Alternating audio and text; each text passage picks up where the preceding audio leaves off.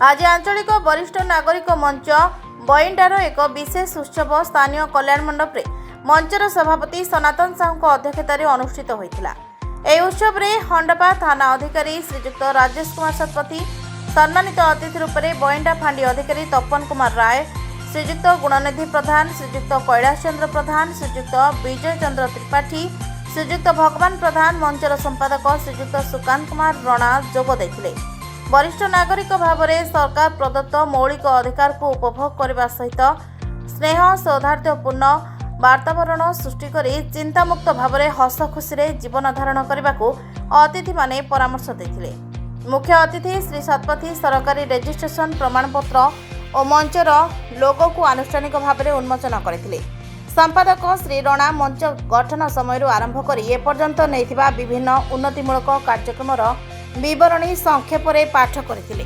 सभापति निजर अभिव्यक्ति बइंडारे एही वरिष्ठ नागरिक मंच पर सरकार को एक स्वतंत्र गृह जोगाई देवा को निवेदन करने व्यवस्था करा बोली सूचना देवा सह विभिन्न ग्राम को जाई साधारण लोगों को शिक्षा, स्वास्थ्य, कृषि आदि उन्नतिकरण पर लोगों को सचेतन करने को पदक्षेप नियाजिबो बोली सूचना देथिले। कवि रमेश चंद्र मिश्र और श्री चिंतामणि साहू कार्यक्रम संयोजना करथिबा बेले अवसरप्राप्त पुलिस अधिकारी श्री अर्जुन चरण साहू धन्यवाद अर्पण करथिले। सर्वश्री वृंदावन प्रधान, कृपा सिंधु नायक, नरेंद्र बेहेरा, घनश्याम साहू, बालकृष्ण प्रधान, बसंत कुमार गणनायक, संजय प्रधान, श्रीधर बेहेरा प्रमुख कार्यक्रम परिचालन में सहयोग करथिले। कार्यक्रम चलीला आपण कोन मतामत रखिले? अति सुंदर कार्यक्रम, आकर्षणीय कार्यक्रम थिला।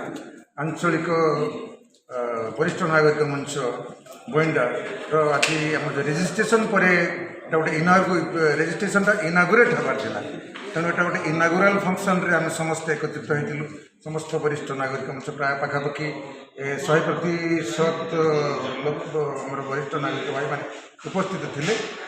गहन आमर अतिथि आम डाकी सब कलेक्टर महोदय, बीडीओ महोदय, तहसीलदार महोदय और हंडपा आईआईसी महोदय समस्ते आसीपारि नथिले मध्य आईआईसी हंडपा तांकर सभापतित्व कार्यक्रम आम आरंभ करथिलु। अति सुंदर भाव में परिचालित। आगामी दिन में कौन आभिमुख्य रही जो मंच नागरिक मंच पक्ष? आगामी दिन में आम शिक्षा क्षेत्र में, स्वास्थ्य क्षेत्र में आम विभिन्न प्रकार कार्यक्रम नबू बोली आखि आगे रखीचु। गाँ गाँ को जीवु, स्वास्थ्य कार्यक्रम डाक्तर नबू, सेठी पूर्व थर भाई आम जो चिकित्सा कार्यक्रम करूँ गुलासर गाँव में फार्मासीस्ट को नबू, डाक्तर को नबू, से गाँव जहाँ चिकित्सा जहाँ सुविधा स्वास्थ्य जनित जहाँ समस्या अच्छी ताकू समाधान दिगरे आम चेष्टा करूँ। गोटे ब्लड डोनेशन कैंप गोटे करूँ व्यवस्था होती। सभा रिक्रिएशन क्लब गोटे करूँ जो बसबू आम दुख सुख सब सेयार करूँ। भल मंद जार जहाँ अच्छी से सेयार करने संगे संगे किसी किसी सांगीतिक कार्यक्रम करूँ। संगीत माध्यम परस्पर परस्पर को भल पाइबा शिखेबू। ये कार्यक्रम आम रखीचु। किसी व्यक्ति हो पारानी अति मनोरंजन आम 2 घंटा समय पाइलु। से समय भितर आम किसी जाओ आज आमर बइंडार वरिष्ठ नागरिक मंचर गोटे अधिवेशन थिला। आमर बहुत दिन प्रतीक्षा आ बहुत दिन अपेक्षा सब दूर करी आमे कलेक्टर पाखु सर्टिफिकेट आनलु। से सर्टिफिकेट आज उन्मोचन होगा उन्मोचन है। किंतु दुखर विषय आम भाग्य आमको सपोर्ट कला ना। तेणुक सब कलेक्टर महोदय, बीडीओ महोदय एवं तहसीलदार महोदय उपस्थित हो पारे ना।